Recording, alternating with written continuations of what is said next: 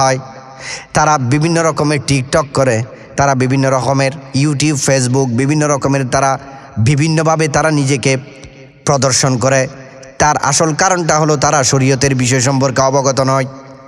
পুরুষরা বিভিন্নভাবে শরীয়ত সম্পর্কে অবগত হলেও কিন্তু কোরআনের মধ্যে মেয়েদের সম্পর্কে কি বলছেন সেই বিষয়টা মেয়েরা না জানার কারণটা হচ্ছে মেয়েরা মাদ্রাসা থেকেও মাহরুম, মেয়েরা মহিলা মাদ্রাসা থেকেও যায় না, মাহফিলের মধ্যেও তেমন আসে না। এমনকি ইউটিউব, ফেসবুক যখন ব্যবহার করে তখন তারা নাটক দেখে, বিভিন্ন সিরিয়াল দেখে, আলেম উলামাদের বয়ানগুলা তারা শুনে না। যার কারণে গিয়ে মেয়েরা আসল হাকিকত হুকুম কি না জানার কারণে তারা বিভিন্ন রকমের বেপরদায় চলে এবং বিভিন্ন শরীয়ত বিরোধী কার্যকলাপে লিপ্ত হয়ে যায়। ওয়াকুল্লিল মুমিনাতি ইয়াগদুদুনা মিন আবসারিহিন্না ওয়া ইয়াহফাজনা ফুরুজাহুন। আল্লাহ জাল্লা এভাবে বলছেন, মুসলমান নারীদেরকে নির্দেশ দিন, হে আল্লাহর রসুল আপনি মুসলমান নারীদেরকে নির্দেশ দিন যেন তারা নিজেদের দৃষ্টিগুলোকে কিছুটা নিচু রাখে। ওয়ালা ইউবদিনা জিনাতাহুন্না ইল্লা মা যাহারা মিনহা ওয়ালিয়াদরিবিনা বিখুমুরিহিন্না আলা জুয়ুবিহিন। এবং শুধুমাত্র তাদের নিজেদের দৃষ্টিগুলোকে নিচু রাখবে তেমন নয়, নিজেদের সতীত্বকে তারা রক্ষা করবে আর নিজেদের সাজসজ্জাকে তারা হাটে বাজারে সব জায়গায় প্রদর্শন করবে না। কি যতটুকু সম্ভব তারা নিজেকে কন্ট্রোল করবে এবং স্বাভাবিকভাবে তারা চলাফেরা করলেও যেন যারা যতটুকু স্বাভাবিকভাবে প্রকাশ পায় সেগুলা ছাড়া মা জহারা যতটুকু মিনহা যতটুকুর মধ্যে তারা স্বাভাবিকভাবে প্রকাশ পায় শুধুমাত্র সেটা করতে পারবে, কিন্তু তারা এর চেয়ে বেশি কিছু তারা প্রদর্শন করতে পারবে না। এটা কোরআনেই মেয়েদেরকে হুকুম দিয়ে দিয়েছে। কিন্তু তারা যেন মাথার কাপড় যেন আপন গ্রীবা দেশে থাকে এবং বক্ষ দেশে ঝুলানো থাকে, এই কথা বলা হচ্ছে ওয়ালিয়াদরিবিনা বিখুমুরিহিন্না আলা মা জুয়ুবিহিন। তারা যেন মাথার কাপড় যখন মাথার মধ্যে থাকে, আপন গ্রীবা ও বক্ষ দেশে তাদের কাপড় যেন ঝুলানো থাকে, তারা যেন সেই কাপড়গুলা কখনো ফেলে ওপেনভাবে বাজারে হাটে বাজারে তারা যেন ঘোরাফেরা না করে। কোরআন যে মহিলাদেরকেও ব্যাখ্যা দিয়েছেন, আসলেই আদৌ সেই মহিলারা তো এই এতটুকু সম্পর্কে ওয়াকিবহল নয়।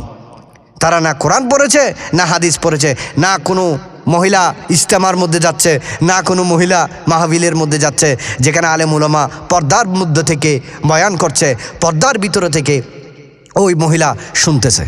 যার কারণে গিয়ে মেয়েরা না জানার কারণে শরীয়তের বিধিবিধান মেয়েরা বেশিরভাগ ক্ষেত্রে ভুল করায়। আমাদের সমাজে মেয়েদের জন্য আলেম উলামাদের পর্দার ভিতরে ব্যবস্থা করা, শরীয়ত তরিকতের ব্যবস্থা করা, আলোচনার জন্য ব্যবস্থা করা, এটা এখন আমাদের জন্য বর্তমান যুগের এখন মোস্ট ইম্পর্ট্যান্ট একটা কাম বলে আমি মনে করি।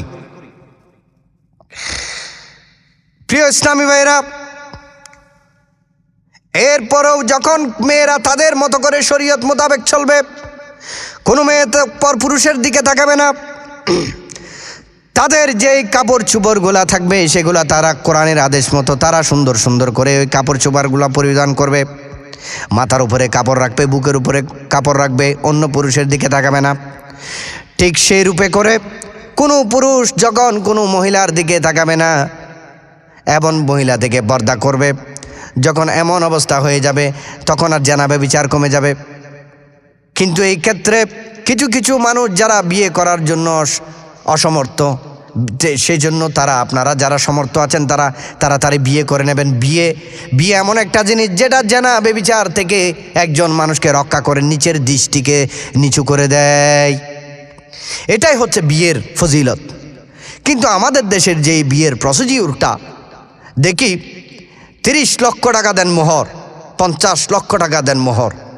এই দেন মোহর যদি আদায় করতে না পারে তাহলে হাদিসের মধ্যে সাত হয়েছে ওই ব্যক্তি হাসরের ময়দানে উঠবে যে জানাকারী হিসাবে, কারণ সে তার স্ত্রীর দেন মোহর আদায় করে নাই।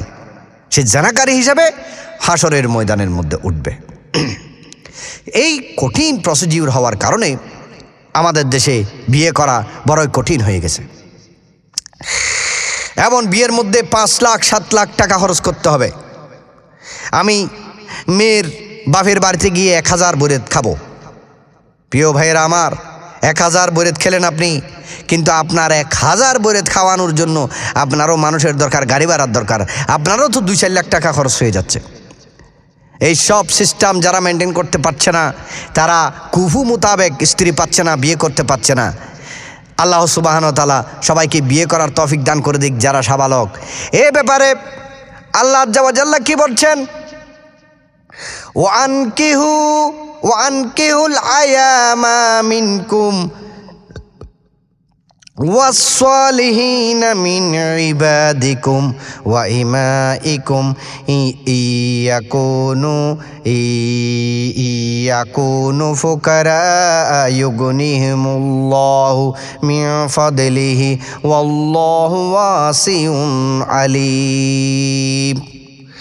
আল্লাহ আজ্জা ওয়া জাল্লা বলছেন, বিবাহ সম্পাদন করে দাও তোমাদের মধ্যে তাদেরকে যারা বিবাহবিহীন রয়েছে, আর যারা ফুকারা গরিব রয়েছে, বিবাহ করতে পারছে না, তারাও যদি কষ্টবিষ্ট করে তারাও যদি বিবাহ করে নেয়, তাহলে নিজেদের উপযুক্ত দাস এবং দাসীদারকা যদি তারা বিবাহ সম্পন্ন করে নেয় এবং যদি উপযুক্ত কুফু মোতাবেক বিয়ে করে নেয়, তাহলে আল্লাহ সুবহানাহু ওয়া তাআলা আপন ফদল থেকে তাদেরকে ইউগনিহিমুল্লাহু, তাদেরকে আল্লাহ আজ্জা ওয়া জাল্লা গনি করে দিবেন, ধনী করে দিবেন। তাহলে আমাদেরকে জেনা বেবিচারের দিকে না গিয়ে যদি বিয়ের দিকে এগিয়ে যায়, আল্লাহ আজ্জা ওয়া জাল্লা আমাদেরকে আল্লাহ ওয়াদাবদ্ধ করেছেন, তাকে আল্লাহ আজ্জা ওয়া জাল্লা রিজিক বাড়িয়ে দিবেন, আমাদেরকে ধনী করে দিবেন, আমাদেরকে গনি করে দিবেন। কিন্তু যে ব্যক্তি বিবাহ করতে পারবে না, আল্লাহ আজ্জা ওয়া জাল্লা সুন্দর করে ব্যাখ্যা দিয়ে দিয়েছেন এবং আল্লাহর রাসূল তার হাদিসে মুবারাকার মধ্যে ইরশাদ করেছেন, যারা বিয়ে করতে পারবে না তারা যেন রোজা রেখে দেয়। যখন মানুষ রোজা রেখে দেবে, তখন তাকে তার নফসকে রমজানের মাধ্যমে সেই যে খারাপ নফস রয়েছে সেটাকে দুলিশাত করে দেবে। তখন মানুষের ভালো খেয়াল চলে আসবে, তখন আর জানাবে বিচারের দিকে মানুষ খেয়াল থাকবে না। তারপরেও প্রিয় ইসলামী ভাইরা, এই হায়াতটুকুর মধ্যে যারা যা কিছু গুনাহ করে ফেলেছেন, কেউ জানলো না, এমনকি অনেক সময় দেখা যায় আপনারা শরীয়তের হিসাব না বুঝে, শরীয়তের বাইন্ডিং না বুঝে, খত না বুঝে আপনারা যা গুনাহ করে ফেলেছেন, আল্লাহর কাছে আপনারা ক্ষমা চাইবেন। ইল্লা মান তাবা ওয়া আমানা ওয়া আমিলা আমালান সলিহান ফাউলাইকা ইউবাদদিলুল্লাহু সাইয়্যাতিহিম হাসানাত ওয়া কানাল্লাহু গফুরুর রহিমা। আল্লাহ আজ্জা ওয়া জাল্লা বলছেন, কিন্তু যে ব্যক্তি তওবা করে, গুনাহ করে ফেলেছে কিন্তু তওবা করে ঈমান আনবে এবং সৎ কাজ করবে, আর পরবর্তীর মধ্যে তওবা করার পরে আর এই গুনাহ করবে না, এমন লোকদের মন্দ কাজগুলোকে আমার আল্লাহ আজ্জা ওয়া জাল্লা সৎ কাম হিসাবে পরিবর্তিত করে দিবেন। আল্লাহ হচ্ছেন ক্ষমাশীল এবং দয়ালু। আল্লাহু আকবার।